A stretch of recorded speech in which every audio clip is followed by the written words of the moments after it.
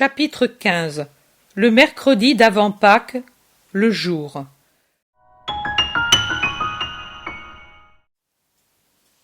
Il en est ainsi du pécheur impénitent qui ne se demande pas comment la mort peut être proche, et voisin son jugement, et jouit et abuse en disant « Plus tard je me repentirai ». En vérité je vous dis qu'il n'aura pas le temps de le faire, et qu'il sera condamné à rester éternellement dans le lieu de la redoutable horreur où il n'y a que blasphème, pleurs et tortures, et qu'il en sortira seulement pour le jugement final, quand il revêtira sa chair ressuscitée pour se présenter entier au jugement final, comme il a péché avec tout son être au temps de sa vie terrestre, et avec son corps et son âme, il se présentera au juge Jésus, dont il n'a pas voulu comme sauveur. Tous seront là devant le Fils de l'homme, une multitude infinie de corps rendus par la terre et la mer et recomposés après avoir été poussière pendant si longtemps, et les esprits dans les corps.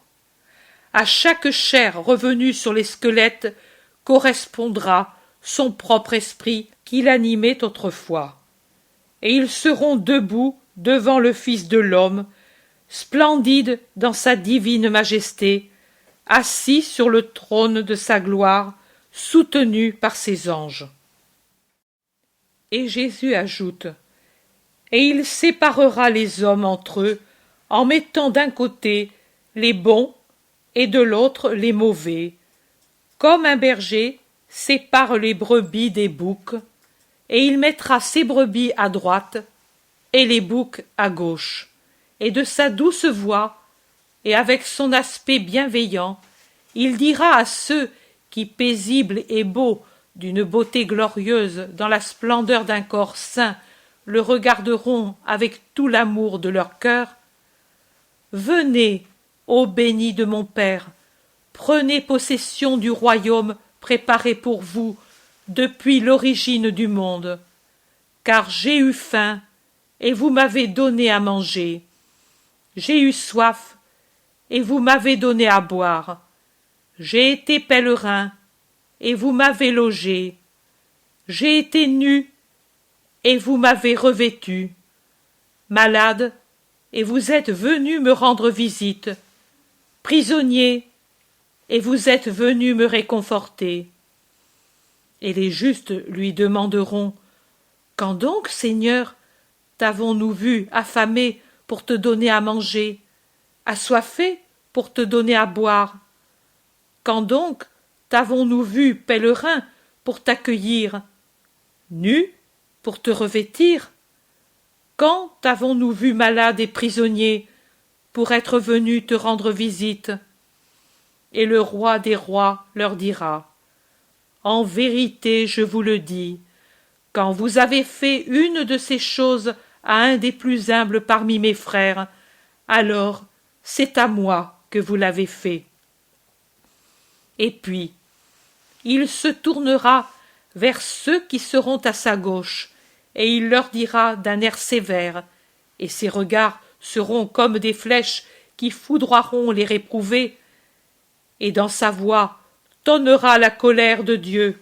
« Hors d'ici, loin de moi, ô maudit, dans le feu éternel préparé par la fureur de Dieu pour le démon et les anges de ténèbres, et pour ceux qui les ont écoutés avec leur voix de la passion triple et obscène. J'ai eu faim, et vous ne m'avez pas donné à manger, soif, et vous ne m'avez pas désaltéré. J'ai été nu, et vous ne m'avez pas revêtu, pèlerin, et vous m'avez repoussé, malade et prisonnier, et vous ne m'avez pas rendu visite, car vous n'aviez qu'une loi, le plaisir de votre moi. » Et eux lui diront « Quand avons-nous vu affamé, assoiffé, nu, pèlerin, malade, prisonnier, En vérité, nous ne t'avons pas connu. Nous n'y étions pas quand tu étais sur la terre. » Et lui leur répondra: « C'est vrai, vous ne m'avez pas connu, car vous n'y étiez pas quand j'étais sur la terre. Mais vous avez pourtant connu ma parole, et vous avez eu parmi vous des pauvres, des gens affamés, assoiffés, nus, malades, prisonniers. Pourquoi ne leur avez-vous pas fait ce que peut-être vous m'auriez fait à moi? Car il n'est pas dit que ceux qui m'ont eu parmi eux ont été miséricordieux envers le Fils de l'homme. Ne saviez-vous pas que je suis dans mes frères, et que je suis là où souffre l'un d'eux? Et ce que vous n'avez pas fait à l'un de mes plus humbles frères, c'est à moi que vous l'avez refusé, à moi, premier-né des hommes? Allez, et brûlez dans votre égoïsme. Allez, et que les ténèbres et le gel vous enveloppent, puisque vous avez été ténèbres et gel, tout en sachant où était la lumière et le feu de l'amour. Et ceux-là iront à l'éternel supplice, alors que les justes entreront dans la vie éternelle.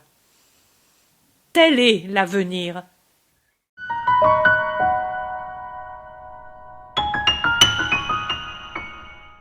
L'intérêt pour les écrits de Maria Valtorta ne cesse de grandir. Et les fruits récoltés, vocation, conversion, sont immenses. Visionnaire de la vie du Christ, de la conception de Marie jusqu'au début de l'Église, sa description des personnages, de leur psychologie, la précision des lieux où ils évoluent, des coutumes et mœurs de l'époque, est proprement sidérante et à ce jour inégalée.